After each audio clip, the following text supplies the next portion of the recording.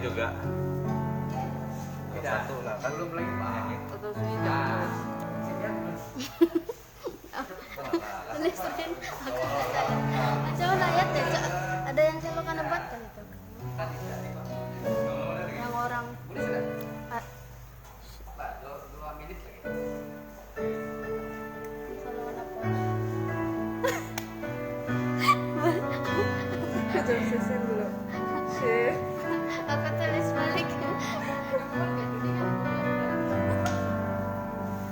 Lihat kan antara link.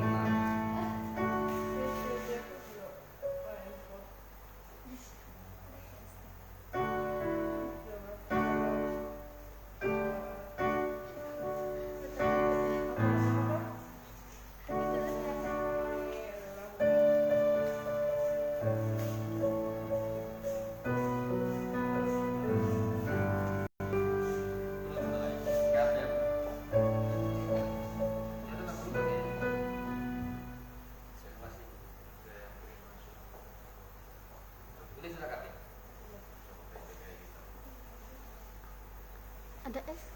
Oke, baru selesai. Ada S.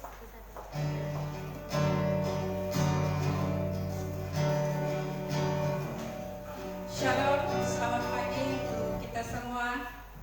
Dan selamat pagi juga untuk jemaat Tuhan yang ada di rumah dan dimanapun kita berada pada saat pagi hari ini yang mengikuti ibadah online pada pagi hari ini. Kita bersyukur karena kebaikan dan kemurahan Tuhan di dalam kehidupan kita sehingga kita diberi kekuatan sehingga pada saat hari ini walaupun di tengah keadaan pandemik yang melanda di seluruh dunia, tapi kita bersyukur Tuhan senantiasa menyertai dan melindungi kita.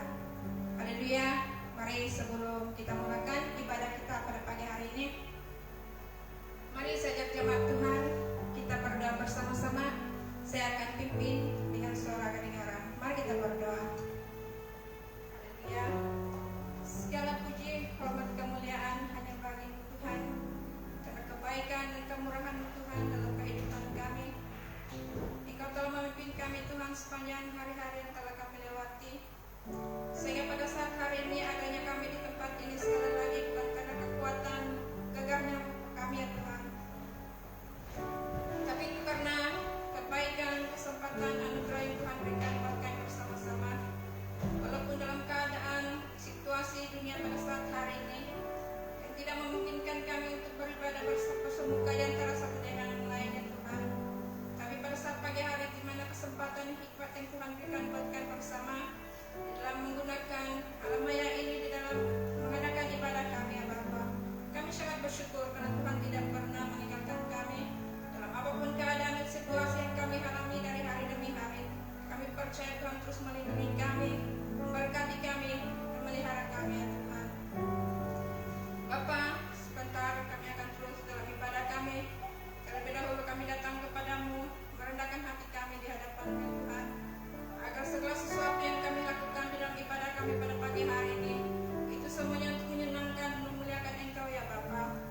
Bapa, saya berdoa untuk seluruh jemaat-Mu yang ada, dimanapun mereka berada pada saat pagi hari ini, yang menonton, yang mengikuti ibadah ini ya Tuhan, kami serahkan ke dalam tangan-Mu dimanapun mereka berada. Biar kiranya Roh Kudus-Mu juga menyertai kami bersama-sama, sehingga kemuliaan Tuhan, kasih karunia Tuhan terjadi dalam kehidupan kami ya Bapa. Walaupun keadaan pada saat hari ini membuat kami terbatas dalam kami memuji dan memuliakan Engkau ya Tuhan, tapi kami percaya Tuhan Engkau tidak pernah meninggalkan kami dalam apapun kondisi kami di saat kami memuji Engkau Tuhan. Tapi biarlah hati kami, pikiran kami Tuhan tertuju kepadamu dalam kehidupan kami ya Bapa. Berkati seluruh jemaat yang berada pada saat hari, apapun keadaan situasi yang kami alami bersama Tuhan, kami serahkan semua dalam tangan-Mu ya Bapa. Apapun pergumulan, masalah yang harus kami hadapi ya Tuhan, kami mohon campur tangan-Mu ya Tuhan, terus memberi kami kekuatan bersama untuk menempuhi hari-hari yang seterusnya ya Tuhan. Karena kami percaya apabila kami terus mengandalkan Engkau Tuhan dalam kehidupan kami, pasti kemenangan terjadi ya Bapa. Demikian juga kami berdoa untuk ibadah kami pada pagi hari ini. Berkati anak-anak Tuhan yang terlibat di dalam pelayanan, baik musik, pimpin pujian dan firman-Mu yang kami dengar belajar bersama. Berkati kami dalam setiap posisi kami ya Tuhan. agar apa yang kami lakukan semuanya untuk kemuliaan dan meninggikan nama Engkau Bapa. Biarlah puji-pujian yang kami naikkan itu berbau harum dan meninggikan nama Engkau di mana Tuhan Yesus Kristus.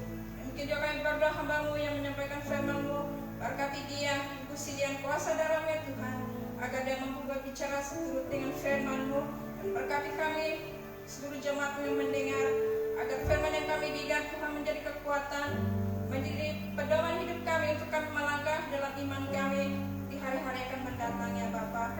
Terpuji dan termulia kami berdoa kiranya ada kuasa-kuasa kegelapan, kuasa-kuasa iblis yang coba mencuri pendengaran kami akan kebenaran firman-Mu. Di dalam nama Tuhan Yesus kami sujud ya Tuhan, biarlah Roh Kudus bertata dalam hati kami masing-masing, agar firman yang kami dengar, agar firman yang kami dengar menjadi kekuatan iman percaya kami ya Bapa, sehingga apapun tantangan, apapun cabaran yang kami hadapi, kami dimampukan karena firman-Mu yang menguatkan kami. Haleluya. Terima kasih Bapa. Berkati ibadah kami ya Tuhan dari awal, pertengahan hingga selesainya. Kiranya damai sejahtera-Mu Tuhan menaungi kami dan melayani kami bersama. Dalam nama Tuhan Yesus Kristus kami sudah berdoa dan mengucap syukur. Amin. Hari ini tempat serahkan kepada pimpin pujian.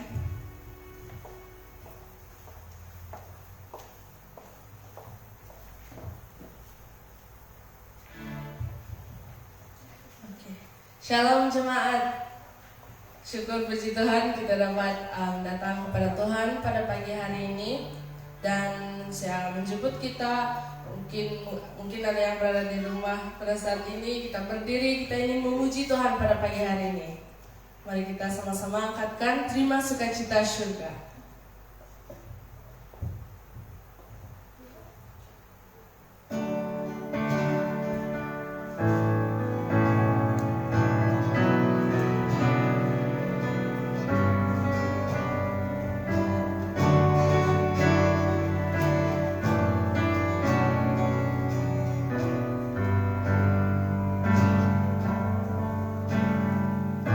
Terima sukacita surga.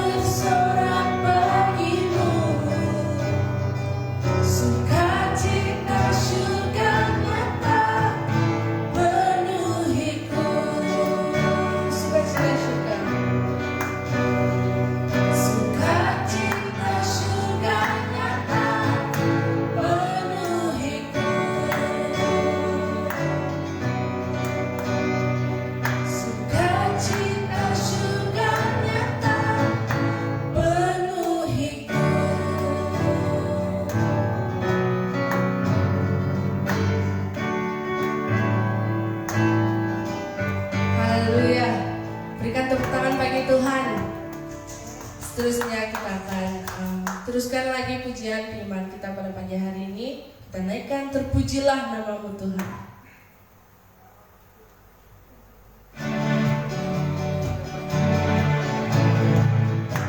Mari kita sama-sama bertepuk tangan.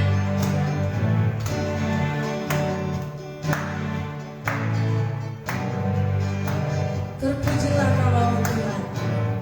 Terpujilah namamu Tuhan. Kuat dan penuh kemuliaan.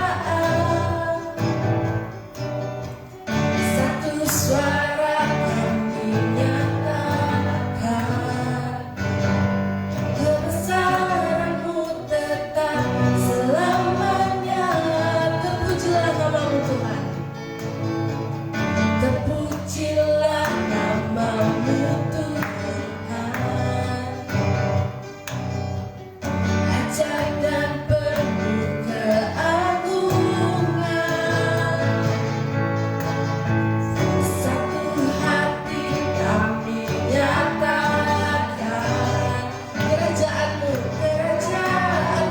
kekal selamanya. Sama-sama kita katakan. Oh, oh, oh, oh, Engkaulah Raja atas dunia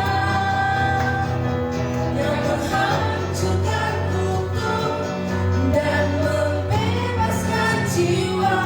Kami bersorak bertepuk tangan.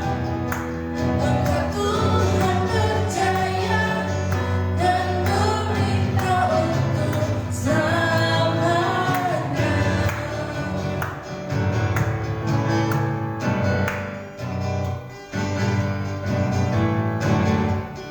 Sekali lagi kita katakan, terpujilah namamu Tuhan. Terpujilah namamu Tuhan. Kuat dan penuh kemuliaan. Satu suara kami nyatakan kebesaran-Mu tetap selamanya. Terpujilah namamu Tuhan. Ajaib dan penuh keagungan. Satu hati kami nyatakan kerajaan-Mu kekal selamanya. Katakan. Oh, oh, oh, oh, Engkaulah Raja atas dunia yang menghancurkan hukum dan membebaskan jiwa. Kami bersorak bertepuk tangan. Engkau Tuhan berjaya dan memerintah untuk selamanya.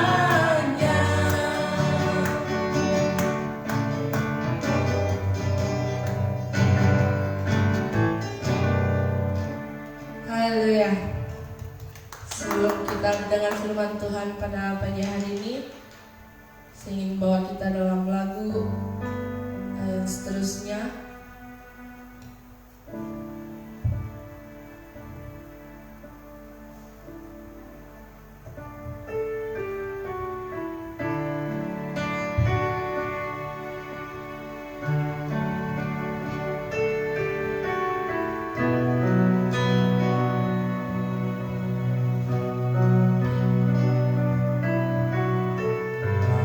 Yesus. Kita percaya Tuhan penolong kita. Dia saja yang akan harapan bagi kita. Sama-sama kita katakan.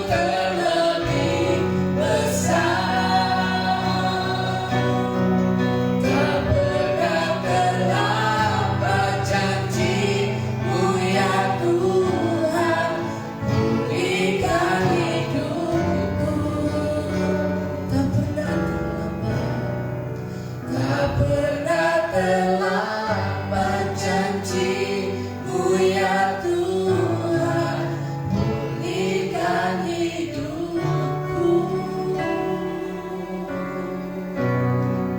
Tak pernah terlambat janji-Mu ya Tuhan, pulihkan hidupku. Haleluya Yesus, haleluya Tuhan. Ini pujian dan penyembahan kami kepada Engkau Yesus Kristus, dan biarkan seluruhnya bagi kemuliaan Engkau Yesus Kristus. Ini doa dan ucapan syukur kami dalam nama Yesus kami berdoa. Haleluya, amin. Seterusnya saya serahkan masa dan tempat kepada Pastor.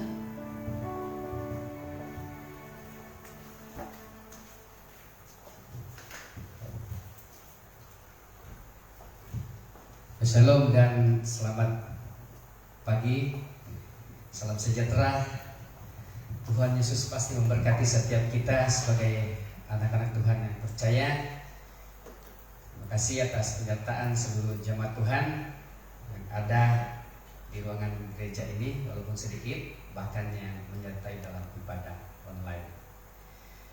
Oke, kita percaya walaupun dalam keterbatasan kita untuk bertemu, tetapi kita yakin Tuhan akan menyertai, memulihkan, memberkati setiap kehidupan kita.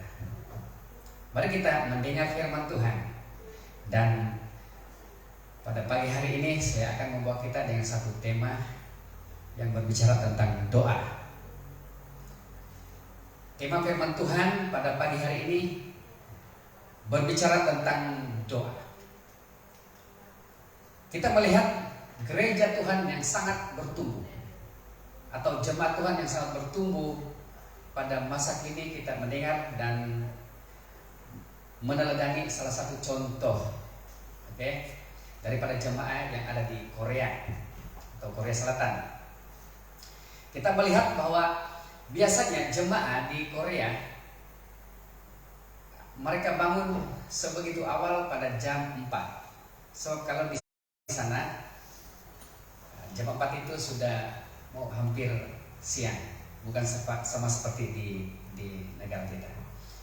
Dan tujuan mereka itu adalah untuk mengadakan doa, Dalam ibadah raya setiap Ahad mereka memulai daripada jam 6 pagi sehingga malam. Ini berarti mereka melaksanakan ibadah itu dari awal sampai malam, bermakna sepanjang hari mereka berkumpul untuk memuji dan melayani Tuhan. Dan ini sudah terbukti dengan mata kepala saya sendiri melihat bahwa pada waktu 2018 kalau tidak silap saya, ke negara ini juga sebagian daripada gereja-gereja yang kami lewati, bahwa pada ibadah minggu kami sudah berjalan daripada tempat kami tinggal jam 4 pagi untuk beribadah. Dan ternyata mereka mulai ibadah raya jam 6 dan ada yang memulai jam 7 pagi. Dengan sesi ibadah ada yang 4 kali ibadah dalam sehari, dan ada yang 5 dan 6 kali dan lebih. Selain itu di gereja di negara ini pun mereka melakukan doa tidak mengira musim. Sama ada itu musim sejuk, panas, sederhana, mereka tetap melakukan. Dan secara konsisten mereka melakukan ibadah setiap Rabu dan Jumat dilaksanakan dalam setiap doa malam, bahkan juga doa semalam suntuk. Mereka ada gunung doa yang terkenal dengan ribuan orang boleh hadir, dan siapa saja tidak terhad masa untuk datang ke gunung doa. Dan setiap gereja-gereja mereka ada sejak didirikan rumah doa. Selain itu mereka mengadakan retret doa terkhusus untuk pelayanan doa, dan mereka mengadakan 7 hari pertemuan doa, bermakna setiap hari mereka adakan pertemuan doa yang sudah tersusun rapi. Dan mereka adakan puasa 30 hari, ada puasa 40 hari, doa dan puasa sampai 100 hari. Dan kita melihat bahwa banyak juga tema atau program-program yang mereka sudah susun atur dalam gereja mereka, dan boleh disebut pada masa kini adalah mereka sebagai pahlawan doa atau gereja Tuhan yang begitu kuat di dalam doa. Rentetan sejarah bagaimana mereka kuat atau tetap di dalam doa.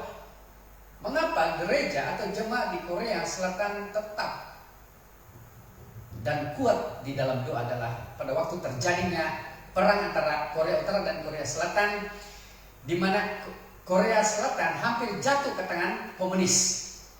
Lalu negara mereka bersama dengan sekutu yaitu PBB membantu Korea Selatan untuk terhindar daripada dikalahkan oleh kuasa perang daripada Korea Utara, di mana mereka pada kehidupan jemaah mereka selalu berdoa dan kuat dan terus-menerus berdoa.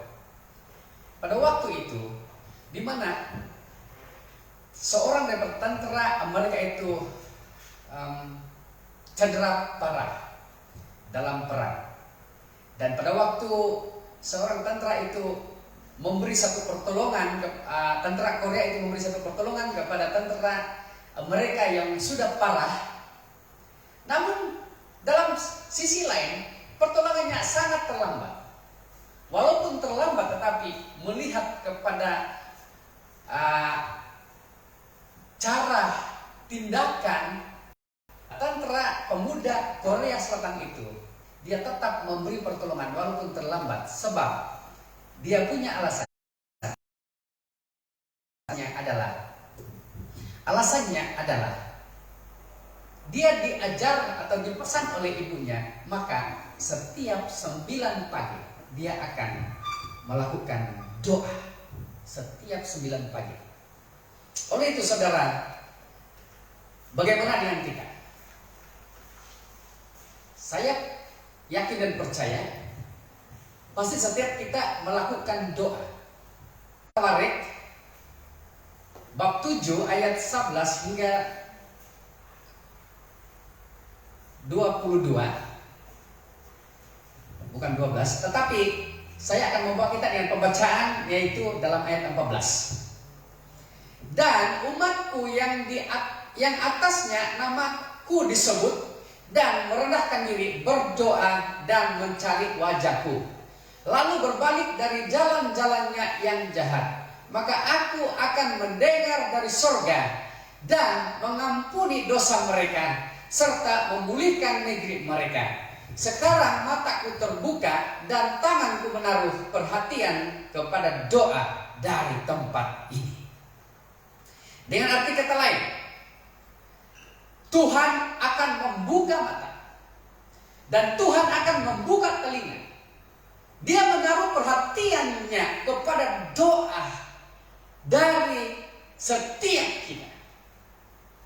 Dalam ayat ini kita melihat bahwa Tuhan berbicara dan akan melakukan berkat bila mana keturunan daripada Raja Daud yang percaya dan menyembah kepada Tuhan. Yang kedua adalah firman Tuhan ini adalah berbicara tentang melalui raja atau keturunan Raja Salomo setelah menyelesaikan membangun bait Allah dan mereka takut akan Tuhan.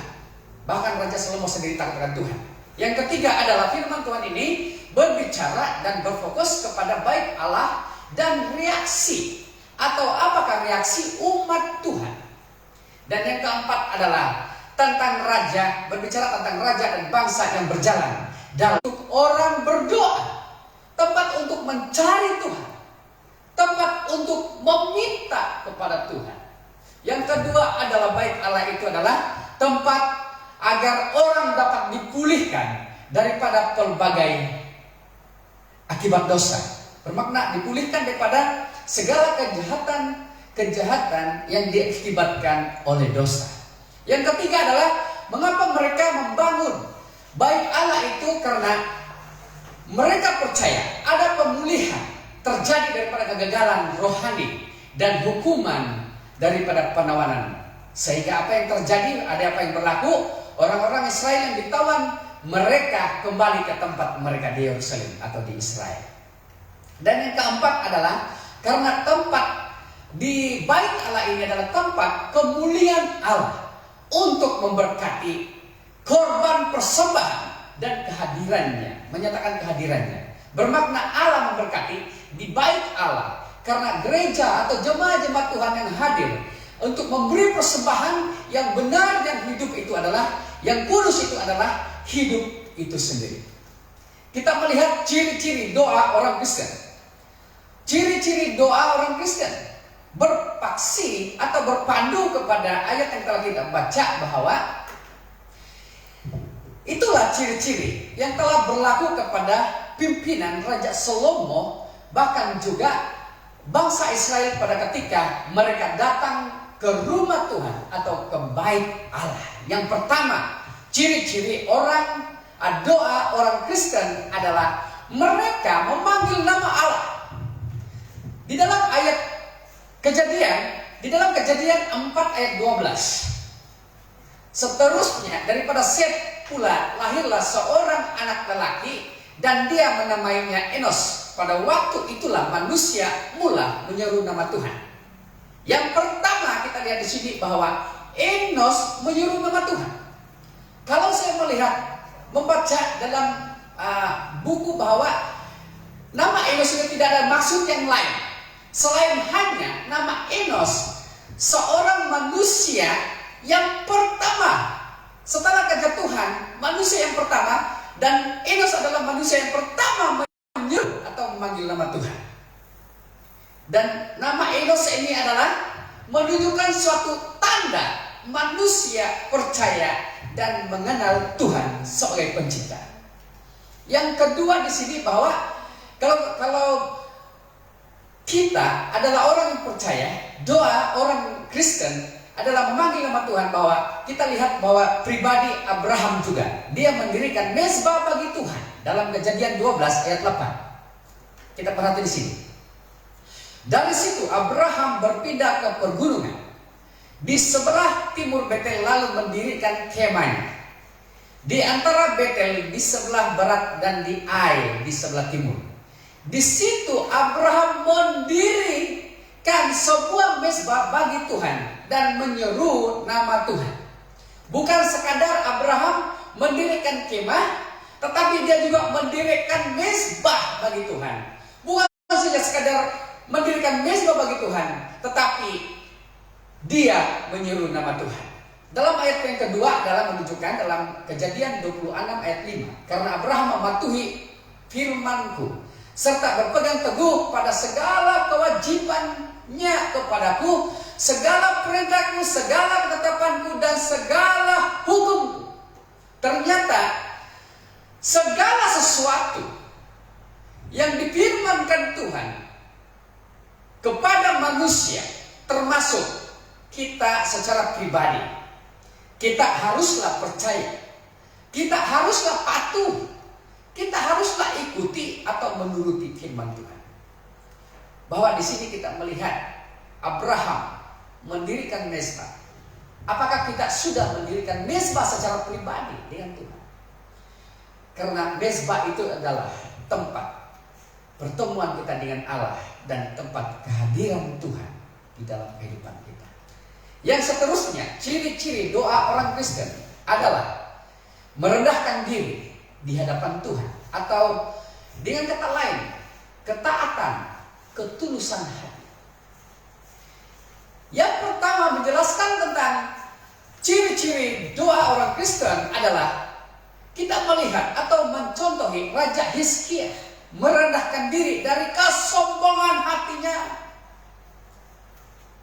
Sekali lagi, Raja Hizkia merendahkan diri dari kesombongan hatinya.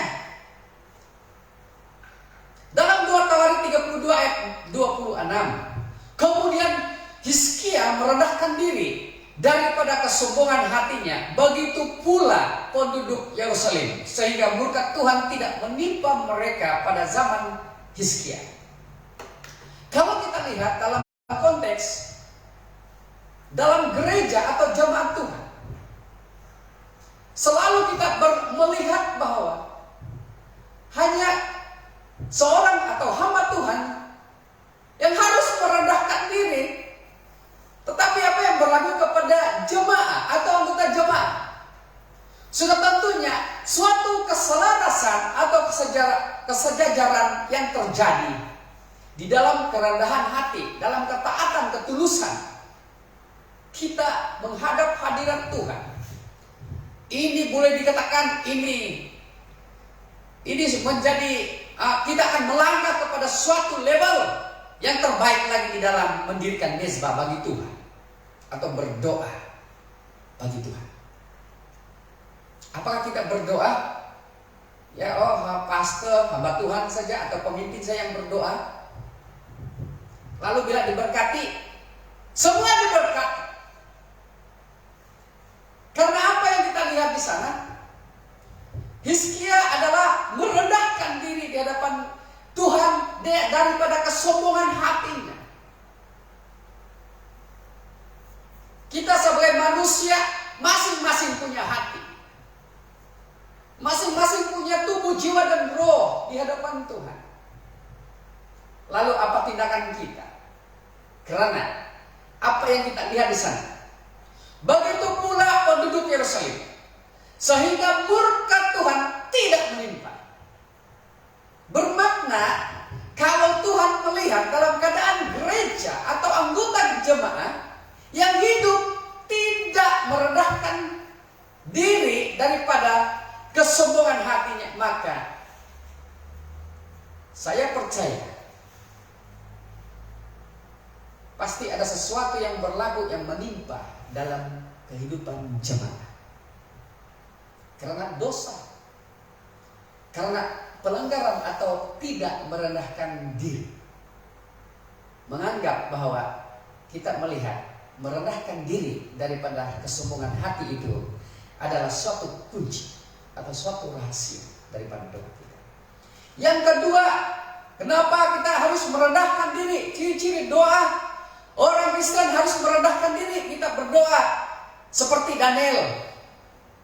Ini pun menjadi satu ayat lagu sekolah minggu. Kan? Daniel bukan saja berdoa, tetapi dia menetapkan hati di hadapan Tuhan dengan maksud atau dengan arti kata. Daniel berdoa dan tetap percaya, yakin bahwa doanya didengar, dijawab oleh Tuhan. Dalam Daniel 10 ayat 12, katanya lagi kepadaku, jangan takut Daniel, karena sejak hari pertama engkau menetapkan hati untuk mendapat pengertian dan merendahkan diri di hadapan Allahmu. Permintaanmu telah didengar. Aku ini datang karena permintaanmu itu. Apa yang dilakukan oleh Daniel pada ketika dia berdoa datang kepada Tuhan? Pertama kita lihat di sana, dia menetapkan hati. Dia tidak fokus kepada hal-hal dunia ini. Walaupun ada godaan, ada pengaruh-pengaruh, bisikan-bisikan daripada iblis melalui manusia yang lain. Bahwa kamu carilah ini, carilah itu, supaya kamu sembuh, supaya kamu sehat dan sebagainya, supaya kamu diberkati, supaya kamu mendapat segala sesuatu yang lebih daripada mereka yang hidup dalam doa. Ini menjadi suatu kekeliruan iman di dalam doa kita. Karena pada waktu kita berdoa, marilah agar kita seperti Daniel, dia menetapkan diri, dia menetapkan hati, merendahkan diri di hadapan Tuhan. Dengan arti kata lain, merendahkan diri adalah dia tetap menyembah Tuhan. Dia teguh terus menyembah Tuhan.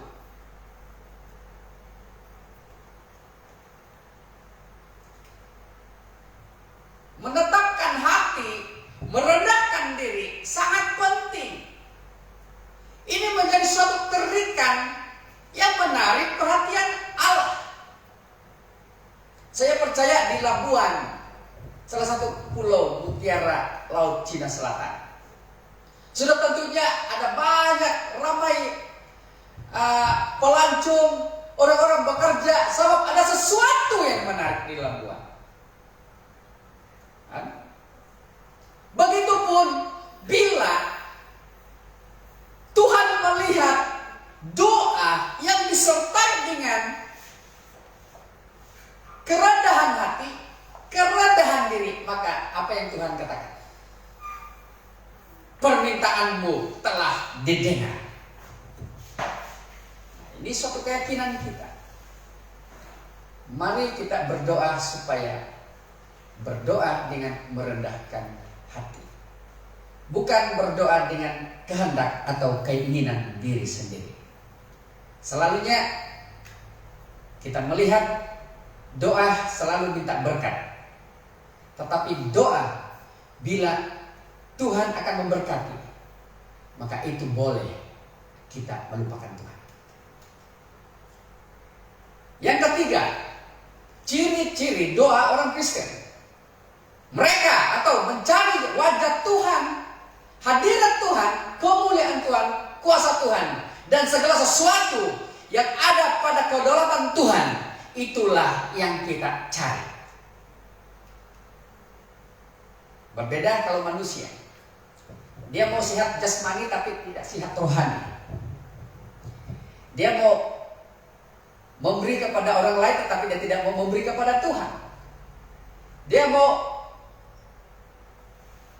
mengabdikan diri kepada pekerjaan, kepada orang lain, atau kepada sesuatu, tetapi tidak mengabdikan diri kepada Tuhan.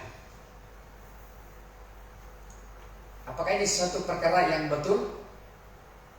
Tetapi menjadi satu lumrah dalam kehidupan manusia. Ini yang sedang dan telah terjadi. Yang pertama, maka Allah memberi anugerah dan damai sejahtera kepada kita. Atau dengan kata lain, mencari wajah Tuhan, Allah akan memberi kedamaian di dalam setiap kita. Dalam hal kita mengalami pandemi COVID-19 pada ketika ini, begitu amat sibuk di media sosial, berita-berita dari pagi sampai ke malam, kita mendengar bahwa ini keboleh jangkitan, ini case baru, ini case yang sembuh. Saudara, kita berdoa supaya bila kita mencari wajah Tuhan, pasti baik itu penyakit dan apapun hal-hal yang menekan, yang mencubai hidup kita, iman kita tetap ada damai sejahtera. Sebagai orang yang bergantung, berharap kepada Tuhan, sukacita pasti ada kita miliki. Ini dalam Bilangan 6 ayat 25 hingga 6. Tuhan menyinari kamu dengan wajahnya dan memberi kamu kasih karunia. Tuhan menghadapkan wajahnya kepada kamu dan memberi kamu kedamaian. Kalau kita lihat dalam pembacaan dalam ayat ini menjadi suatu janji Allah yang harus dilepaskan kepada kita. Karena Allah itu adalah punya Allah yang berkuasa. Allah yang memiliki kedaulatan. Allah yang memiliki kemuliaan yang luar biasa, yang tidak ditandingi oleh sakit penyakit. Hal yang kedua, kenapa atau mereka mencari wajah Tuhan? Atau dalam konteks kita sendirilah yang mencari wajah Tuhan. Maka jika kita mencari wajah Tuhan, Allah senang untuk ditemui bagi yang mencari. Marilah kita mencari, seolah-olah kita mencari dalam dunia nyata hari ini seperti mencari pekerjaan. Bagi mereka yang belum bekerja atau ada pekerjaan, carilah wajah Tuhan. Dahulukan Tuhan di dalam kehidupan. Apalah guna kalau banyak atau sudah ada pekerjaan jika tidak mencari Tuhan. Ini pun sesuatu yang salah di hadapan Tuhan.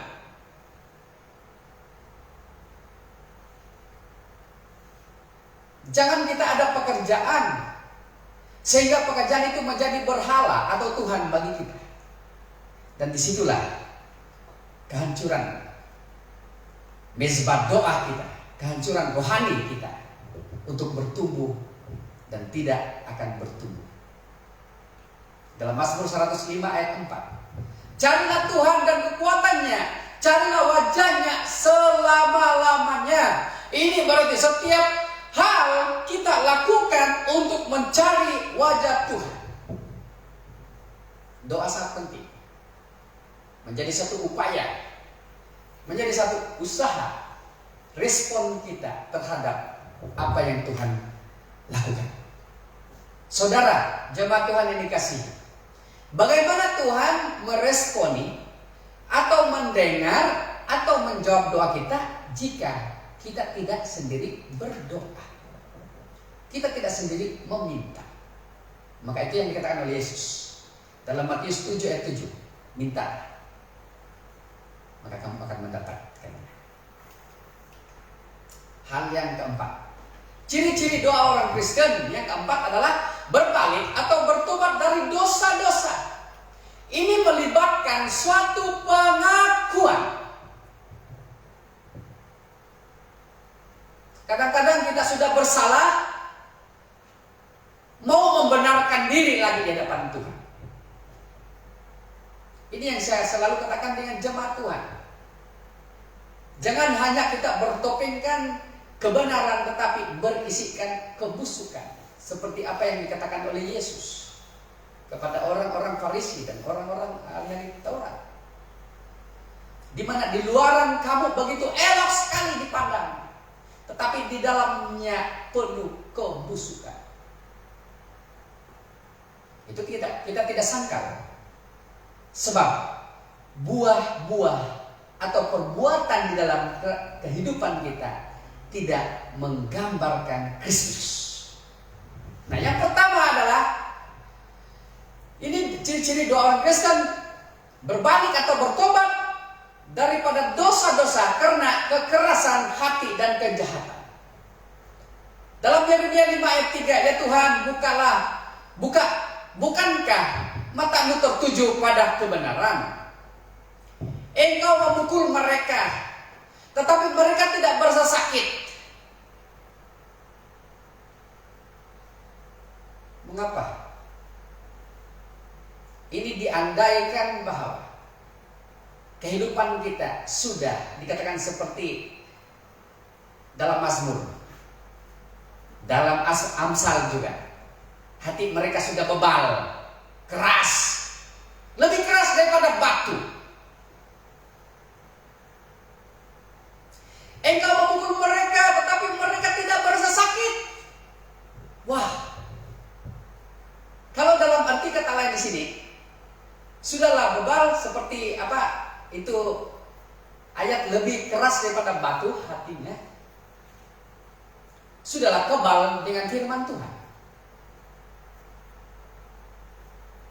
Engkau menghancurkan mereka, tetapi mereka tidak mau menerima pengajaran. Dengan maksud Yeremia di sini, begitu ditaburkan firman Tuhan melalui Yeremia, Tuhan secara direct berbicara kepada bangsa Israel. Justru mereka tidak lagi merasa itu sebagai firman Tuhan. Mereka mengeraskan kepala lebih daripada batu dan tidak mau bertobat. Ini gambaran yang dinyatakan oleh Yeremia sendiri, bukan saya. Manusia penuh dengan pilihan untuk datang kepada Tuhan. Yeremia 18 ayat 8. Namun demikian, jika bangsa yang kuancam itu bertobat daripada kejahatannya, maka aku akan menarik kembali malapetaka yang kurancangkan bagi mereka.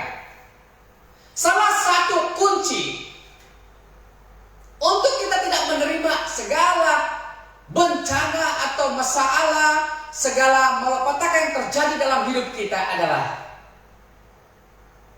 kita harus bertobat, berbalik daripada kejahatan yang kita lakukan. Jangan membenarkan hidup kita sudah benar di hadapan Tuhan. Jangan membenarkan hidup kita sudah selayaknya di hadapan Tuhan. Sedangkan orang lain mengata dengan kita, orang lain tidak suka dengan kita, orang lain tidak mempelajari kehidupan kita, orang lain tersandung dengan kehidupan kita. Apakah kita menjadi garam? Apakah kita menjadi saksi bagi Tuhan jika kehidupan kita masih dikuasai oleh kejahatan? Karena kejahatan menjadi pemisah kita dengan Tuhan. Tetapi pertobatan adalah hal yang mempersatukan kita dengan Tuhan. Hal yang kedua di sini adalah ada pertobatan. Bukan saja suatu pengakuan, tetapi ada pertobatan yang terjadi. Atau dengan kata lain, ada kesadaran yang terjadi dalam kehidupan kita. Ini yang dikatakan oleh Yesus kepada orang-orang yang berdosa, kepada murid-muridnya. Ketika itu dalam Lukas 15 ayat 7, aku berkata kepadamu bahwa begitu jugalah kegembiraan di surga, karena seorang yang bertobat, seorang yang berdosa bertobat lebih daripada 99 orang yang benar yang tidak perlu bertobat. Kita melihat di sini adalah quality, bukan kualitas. Quality, maafkan saya, bukan quantity dalam kehidupan kita dalam gereja Tuhan.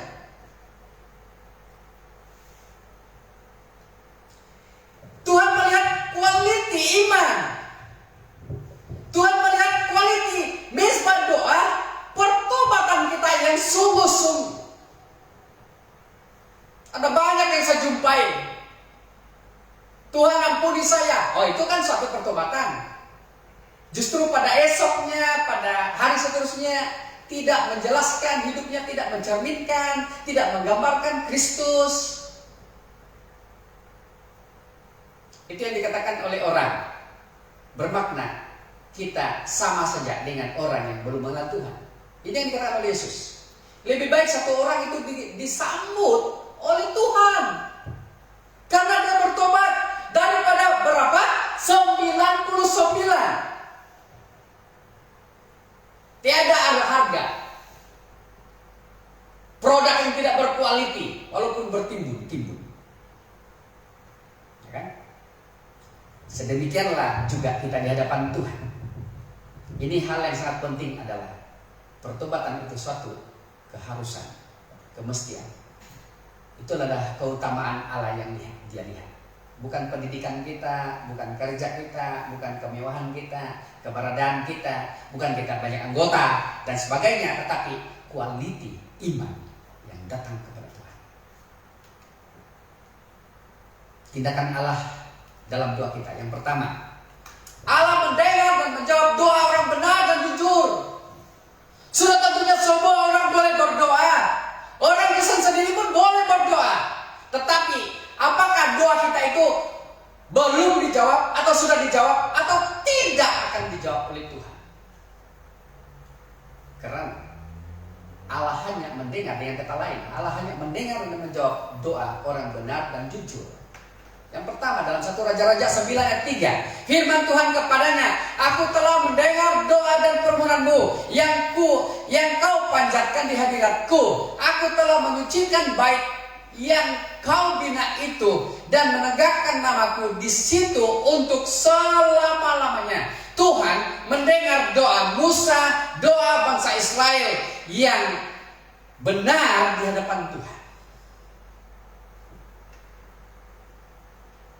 Itu janji Tuhan. Dia mendengar doa. Doa juga tidak tergantung dengan kata-kata. Kata-kata tidak terbaik pun oke saja, pasti didengar oleh Tuhan. Dalam Amsal 15 ayat 8, korban sembelihan orang durjana adalah kekejian bagi Tuhan, tetapi doa orang yang tulus memang keredaannya, atau diberkati dengan kata lain, atau diperkenankan dengan kata lain, doa orang jujur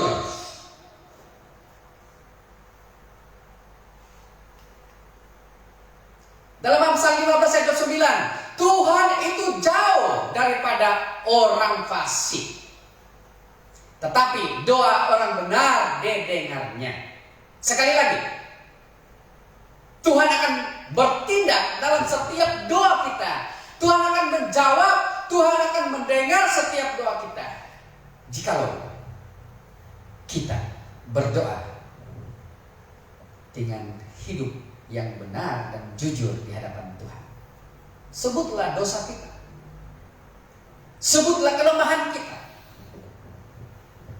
Dulu kalau ada lagi macam bengkel doa, bila dibahagi dalam kumpulan-kumpulan, apa bahan doa, ada yang malu menyatakan doa. Yalah, secara manusia kita malu, tetapi di hadapan Tuhan, Tuhan tahu segala dosa-dosa kita. Yalah, kita sebut doa kita. Kalau kita sebut Tuhan berkati kesehatan saya, kenapa tidak sebut Tuhan berkati, ampuni dan kasih saya terhadap dosa-dosa saya?